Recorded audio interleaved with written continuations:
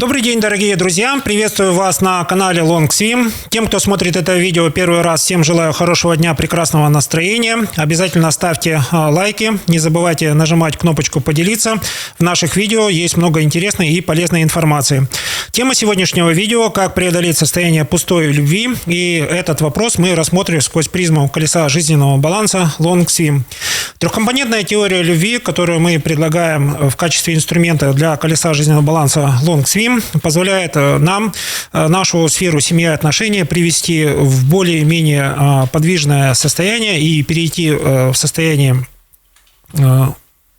сферы семьи и отношения от состояния 0,4 к состоянию 4,8. У нас всего существует 8 стадий любви. Я сейчас перечислю. Те, кто смотрит это видео первый раз, вы погружаетесь в тему любви.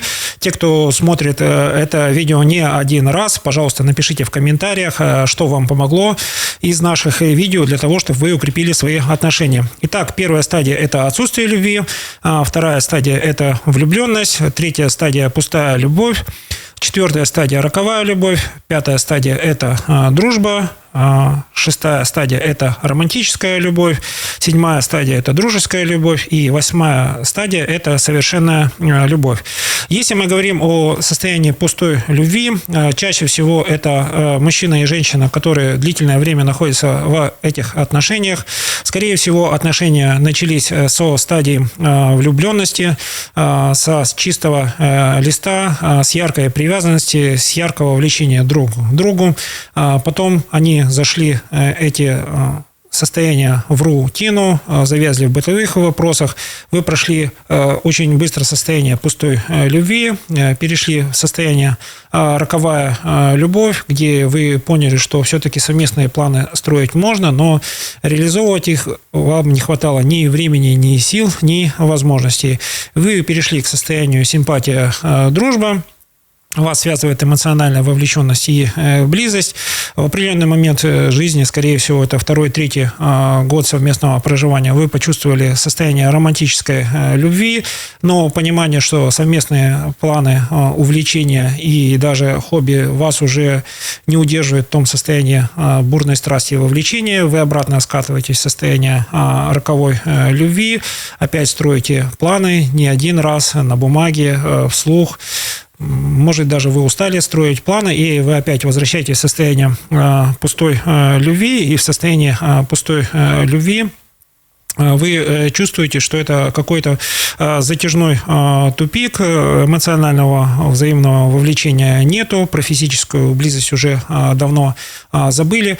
И для тех, кто смотрит это видео, предлагаю посмотреть в плейлист. Там есть 3 вида опросников. Один опросник про обязательства, второй опросник про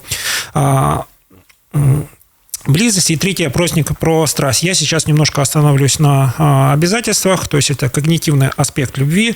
Поскольку эмоциональную часть любви вы уже не можете вернуть, а страсть требует какого-то уважения и восхищения человеком, то единственный вариант, с которого нужно начать, это когнитивный аспект любви, обязательства.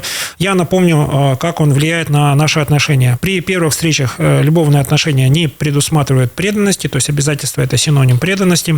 По мере сближения взаимные обязательства или преданность приобретают большее значение. При низких обязательствах кратковременная преданность и решение о том, что некий человек любит другого человека на какой-то определенный период времени. При высоких обязательствах это осознание того, что в какой-то степени человек готов выполнять обязательства, любить другого человека продолжительное время.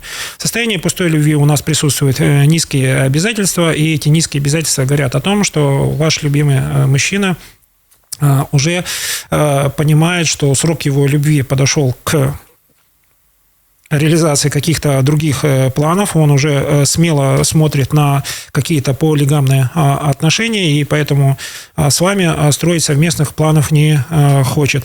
Как преодолеть это состояние? Мы обращаемся к колесу жизненного баланса Long Swim, и в колесе жизненного баланса Long Swim есть очень основное правило.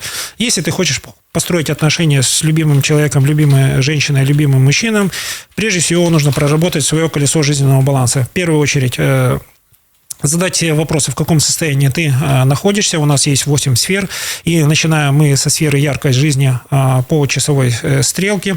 Если мы хотим познать другого человека, всегда начинаем именно с яркости жизни и по часовой стрелке. Если мы хотим понять себя, что же нам мешает в яркости жизни сделать какой-то шаг, чтобы самому стать лучше, стать тем человеком, к которому тянутся люди, это нужно проанализировать свое колесо жизненного баланса, но уже против часовой стрелки.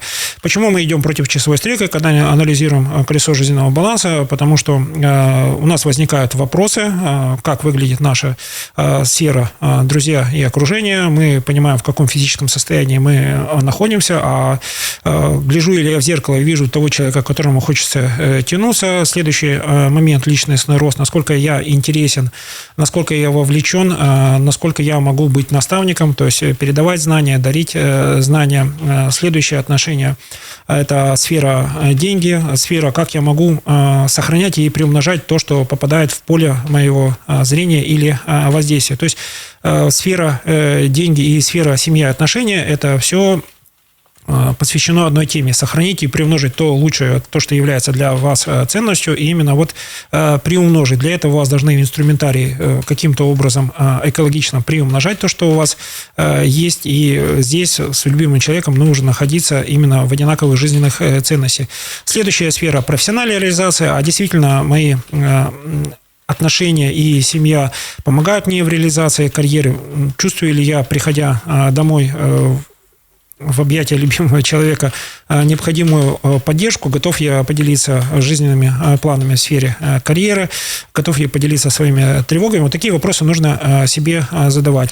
В сфере духовный рост и творчества мы еще раз говорим о хобби. Хобби вам косвенно прямо говорит о степени вашего эмоционального выгорания, о степени вашего физического выгорания, о степени вашего профессионального выгорания. Потому что если вы можете заниматься любимым делом и чувствуете, что оно вас наполняет, это значит, эмоциональное выгорание не так близко, как в 2 шагах. Если вы чувствуете, что вы одной ногой в стадии эмоционального выгорания, вам нужно начинать со своего хобби. Именно свое хобби, именно любимое дело заставляет те сферы головного мозга еще раз генерировать необходимый уровень гормонов, и необходимый уровень гормонов позволяет вам на эту ситуацию взглянуть с точки зрения ее решения, с точки зрения вашей вовлеченности. И последняя сфера, где мы собираем все эти противоречивые данные с точки зрения времени, то есть в сфере яркой жизни рождается ваш распорядок дня на следующий день, ваше расписание планов на неделю, и если вы чувствуете, что вы готовы делать расписание ваших совместных планов с любимым человеком на целый месяц, это значит, вы контролируете существующую ситуацию. Вот стадия пустой любви. Вам нужно проработать свое колесо жизненного баланса и колесо жизненного баланса любимого человека и понять, с какой точки вы стартуете в то, чтобы ваши отношения приобрели более яркую эмоциональную окраску и дарили вам то состояние эмоциональной близости.